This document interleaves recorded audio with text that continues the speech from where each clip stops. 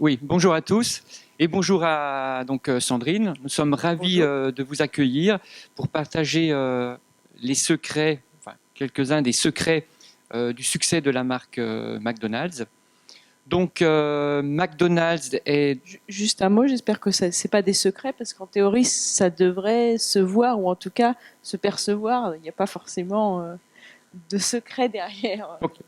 Donc, McDonald's est dans le top 10 depuis le début du classement. Et cette année, elle se positionne en 5e place, juste devant Coca-Cola. Donc, à quoi attribuez-vous le succès de McDonald's et ce positionnement? Alors, je vais d'abord parler plutôt pour la France. Je pense, bien sûr, parce que c'est assez. Puis on le voit, cette slide, elle parle de la France et elle est assez particulière. C'est pas une seule chose et c'est pas quelque chose de récent. C'est-à-dire que en fait, on va parler d'une stratégie au long cours et de quelque chose qui s'est fait année après année et sur lequel aujourd'hui on a probablement plus de 15 ans de recul en fait et plus 15 ans de continuité dans l'approche qui a été mise en place. Et en fait, je pense qu'on ne peut pas attribuer le succès de McDonald's aujourd'hui à un seul facteur, élément. Mais en fait, c'est vraiment le résultat d'une multiplicité d'actions, de stratégies qui ont été mises en place depuis plus de 15 ans. Et quand je parle de multiplicité, je parle d'un moment d'agir sur toutes les dimensions qui aujourd'hui constitue à la fois l'expérience et l'image de la marque McDonald's. Donc d'un point de vue image, ça fait maintenant des années qu'on travaille, et il y a un vrai travail de fond qui est fait à la fois pour rassurer, expliquer, montrer la contribution de McDonald's sur la qualité des produits, la sécurité alimentaire, sur un sujet par exemple comme celui de l'emploi, qui est un sujet au cœur de ce qui fait le modèle McDonald's. Il y a plus de 65 000 ou 69 000 personnes qui travaillent chez McDonald's en France, donc l'emploi est vraiment au centre des stratégies de McDonald's. McDonald's est le premier recruteur de France depuis maintenant plusieurs années. Donc le travail, il a été aussi beaucoup d'expliquer ce qu'était un emploi chez McDo, d'expliquer ce que n'était pas un emploi chez McDo aussi, et en permanence de montrer aussi comment on contribuait et comment on travaillait avec les équipiers à les former, à augmenter leurs compétences, à leur donner des contrats qui étaient stables, etc. Donc ça, c'est d'un point de vue de l'image. Et vraiment, je dirais que c'est quelque chose au long cours. C'est-à-dire que ça a démarré dans les années 2000. Et puis, d'un point de vue de l'expérience, il y a eu aussi à un moment cette réflexion qui a été de se dire McDonald's ne doit pas être un Américain qui s'impose aux Français, mais plutôt McDonald's doit comprendre les attentes des Français et s'adapter aux attentes des Français. Et le marché de la restauration, en France, il est particulier. La France est un pays particulier dans sa relation à l'alimentation. Et à un moment, il a fallu aussi comprendre quelles étaient les attentes, les habitudes alimentaires. Et ça a voulu dire que on a cherché dans toutes les dimensions de l'expérience et dans toute l'offre que l'on offre au niveau du food à coller davantage et à s'intégrer davantage au modèle français. Ça veut dire par exemple que quand vous rentrez dans un restaurant McDonald's aujourd'hui, normalement vous devriez avoir le sentiment d'être dans un vrai restaurant avec un décor qui est moderne, avec des tables qui sont accueillantes, avec le sentiment de pouvoir passer du temps de manière agréable et conviviale dans un restaurant.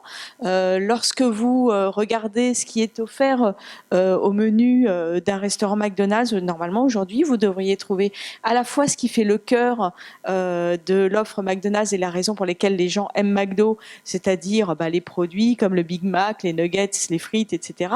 Mais à côté de ça, il y a tout un tas de produits qui font un pas vers la France, que ce soit sur le pain, avec à un moment on a lancé de la baguette, que ce soit sur le fromage.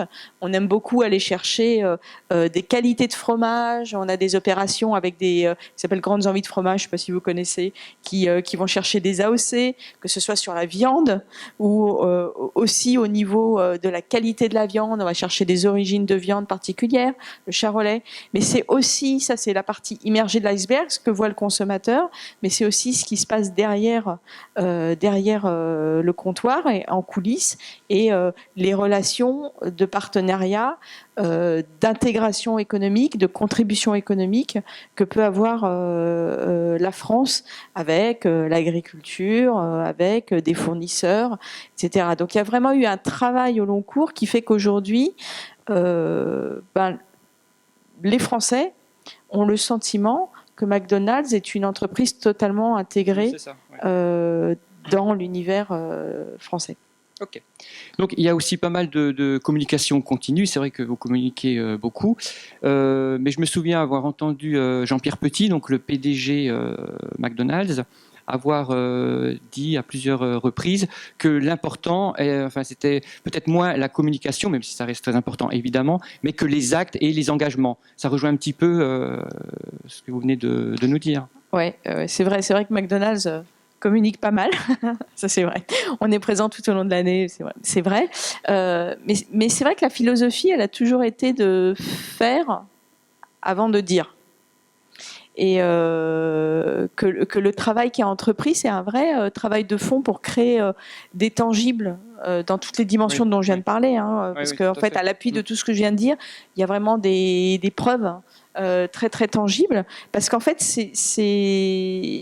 qui dit vouloir s'intégrer dans un pays dit vraiment vouloir faire partie du tissu, donc créer du lien. Quand on parle de l'emploi, ça veut dire qu'à un moment on fait attention que au moins 80% des postes soient des CDI, on fait attention aux formations qu'on offre aux gens qui travaillent pour nous, on crée des filières qui leur permettent de valider des diplômes par l'expérience, etc., etc. Et ça, c'est vrai qu'avant de communiquer, on travaille d'abord sur le fond. Ça, c'est une philosophie de McDo. Dans le classement, il y a également Starbucks, qui est à la 31e place, je crois. Là, je parle sous le contrôle de Pierre. Également Subway, 41e, c'est ça ? 43e. Et KFC qui est à la 83e, il me semble. Comment vous positionnez-vous par rapport à ces marques chez McDonald's ?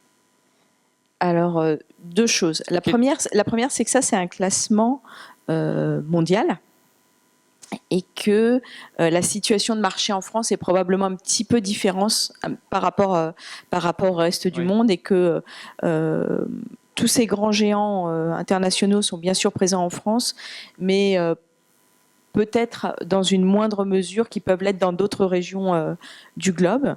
Mais en ce qui concerne la France, je crois que le fait principal, c'est de se dire qu'on est dans un marché qui est vraiment particulier, parce que bizarrement, et ça peut nous paraître étrange à nous qui sommes souvent dehors, j'imagine, en tout cas dans cette salle, le marché de la restauration commerciale en France, il est petit par rapport à d'autres marchés. En France, on mange dehors, on va en restauration pour environ un repas sur 7, quand aux États-Unis, c'est 1 sur 2.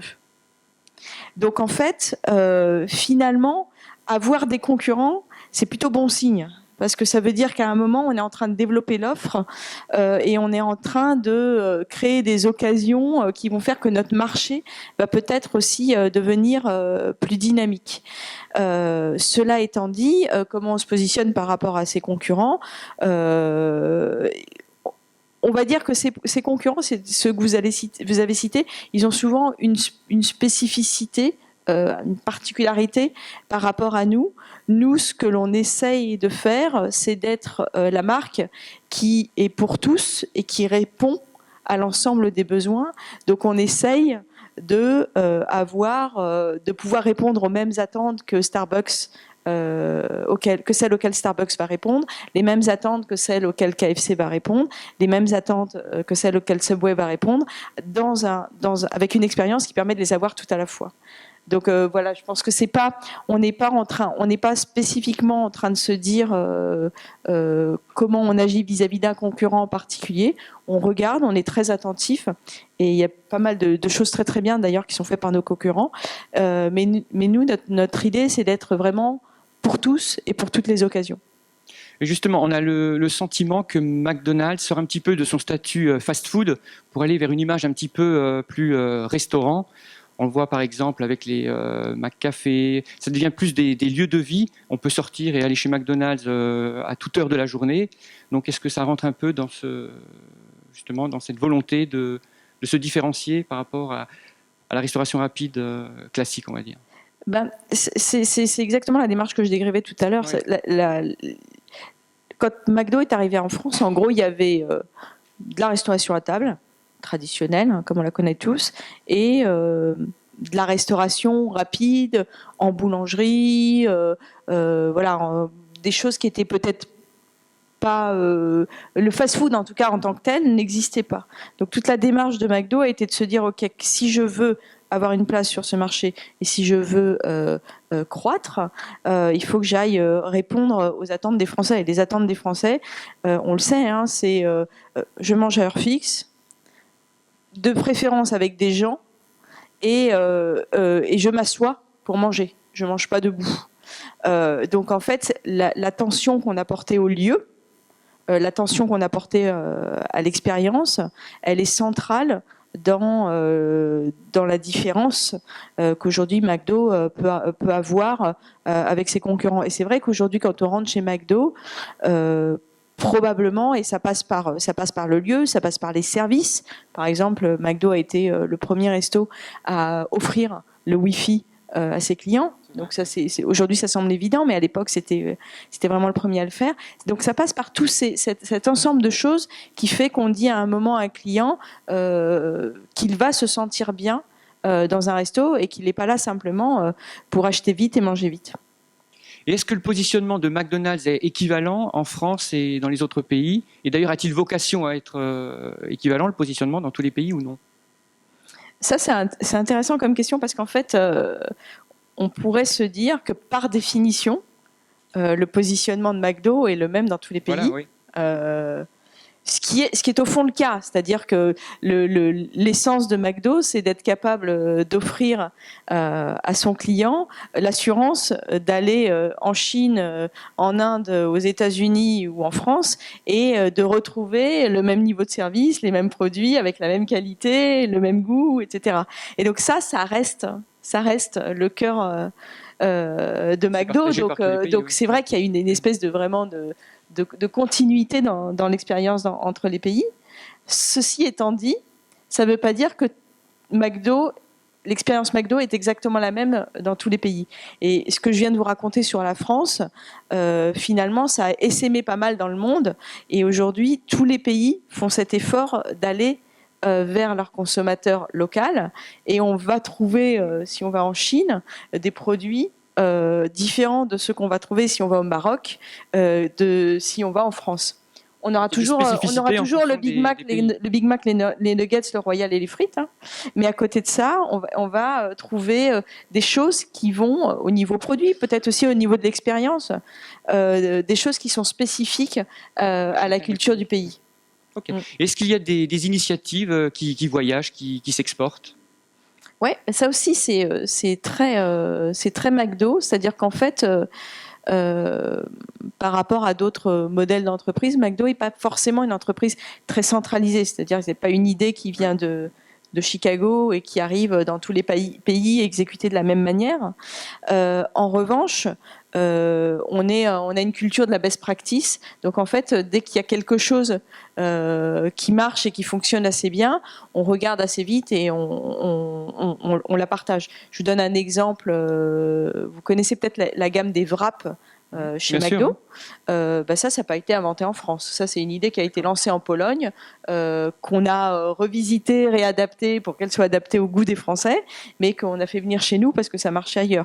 De la même manière, si vous allez à New York, sur les restaurants de Canal Street, en plein cœur de Manhattan, vous allez être assez surpris parce que si vous rentrez dans le restaurant, il ressemble furieusement à un restaurant français. Le décor est un décor français, le logo à l'entrée est vert, et ça c'est ça peut être un peu étonnant. Et c'est vrai que ça c'est des choses qui voyagent d'un pays à l'autre. Et si on parle un peu du digital, McDonald's et le digital, vous avez lancé il y a peu de temps justement la possibilité de commander via une application.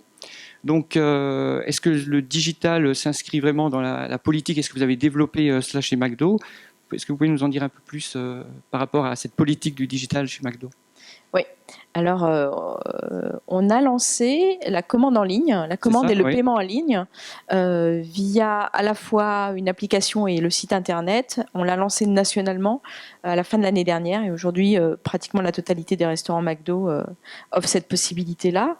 Et en fait, je dirais que c'est l'aboutissement d'une longue stratégie pour mettre le digital au cœur de la stratégie de McDonald's. Et c'est pas forcément l'application, c'est presque la partie émergée de l'iceberg, parce qu'en fait, quand on parle de digital, pour nous, c'est vraiment conçu comme un moyen pour faire mieux ce que l'on fait déjà pas mal. Donc c'est un moyen pour apporter des bénéfices nouveaux aux consommateurs. Donc le digital et notamment la commande en ligne, ça va dans le sens pour nous de toujours apporter plus de services aux consommateurs, plus de liberté.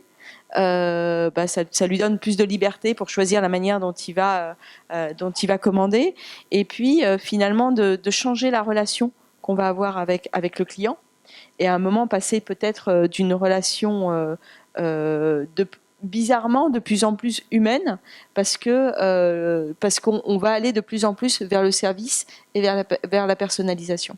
Justement, avec cette application, il me semble qu'on va un petit peu vers la personnalisation. On peut personnaliser son propre sandwich en mettant en enlevant le concombre si on veut, en rajoutant des tomates, etc. Donc on est un peu plus vers le service, des choses qu'on peut peut-être moins faire en restaurant. Alors ça, en fait, les gens ne le savent pas forcément, mais c'est déjà le cas. Hein. C'est-à-dire que si vous allez chez McDo aujourd'hui, vous pouvez dire « j'aime pas enlevez-moi le cornichon ou la tomate ». Et d'ailleurs, si vous allez sur les bandes de commande, il y a des petites touches où vous pouvez déjà le faire. On peut aussi plus visible sur l'application quand on commande en ligne. Ouais. Et c'est vrai qu'aujourd'hui, de toute façon, c'est une tendance de société. Les gens ont envie d'avoir un peu plus de liberté, un peu plus de choix, un peu plus de personnalisation. Et je pense que c'est pas de la personnalisation simplement au niveau produit, c'est-à-dire que là, l'exemple qu'on prend je rajoute du fromage ou j'enlève du fromage, c'est vraiment une personnalisation au niveau produit. Mais finalement, la personnalisation, elle est dans toutes les dimensions d'expérience. Elle est aussi dans le fait de dire j'ai le choix dans la manière dont je vais aller chez McDo, dans la manière avec laquelle je vais commander. Est-ce que je vais au restaurant, au comptoir, au kiosque, au drive? Est-ce que je commande en ligne? Est-ce que je prends le temps de commander chez moi pour avoir toute la famille réunie autour de l'ordinateur et choisir chacun sa commande? C'est aussi ça la personnalisation et l'individualisation. Alors moi, il y a une question qui me... Oui. Ah, pardon. Ouais. Alors, dernière question. Moi, il y a une question qui m'intéresse beaucoup. On sait que McDonald's est constitué par des franchisés principalement. Alors, comment on peut garder une cohérence de marque quand on est constitué par un réseau de franchisés? Est-ce que c'est possible? Est-ce que c'est difficile? c'est pas, enfin, ça demande une organisation particulière, mais c'est pas si difficile que ça. En fait, nous, la manière dont on fonctionne avec nos franchisés, en fait, est assez démocratique. C'est-à-dire que nos franchisés élisent un certain nombre de représentants qui prennent part aux décisions de l'entreprise. On travaille beaucoup sur toutes les choses, tous les projets, que ce soit des projets marketing, des projets informatiques, financiers, RH. On travaille beaucoup avec nos franchisés. Donc en général, ils ne découvrent pas les nouveautés le jour de la grande présentation. Ils se les approprient et ils ont plutôt envie d'aller de l'avant et de faire avancer la marque. Et c'est vrai que tout le monde partage la même vision de la marque et la même envie d'aller de l'avant. Mais je pense que la vraie réponse, c'est le partenariat et la collaboration. Dernière question. Est-ce que les franchisés sont obligés de prendre tout ce qui émane de McDo Corporate, ou ils ont le choix d'adapter à leur restaurant qu'une partie, ou de ne pas suivre la mise en place de tel ou tel produit ou de tel ou tel dispositif? Alors, il y a certains. Donc, le principe, c'est qu'ils ont élu des représentants et que ces représentants, justement, prennent la décision pour l'ensemble des franchisés. Donc, à partir du moment où ces représentants ont pris la décision, finalement, les franchisés appliquent la décision qui a été prise par leurs représentants, ce qui est assez normal. Cela étant dit, les franchisés ont une marge de manœuvre en local qui leur permet de faire des choses en plus de ce qui est décidé de manière nationale. C'est bien passionnant, on a envie de rester plus longtemps avec Sandrine. Malheureusement, on est rappelé à l'ordre. Donc merci beaucoup. De rien. Merci beaucoup Sandrine.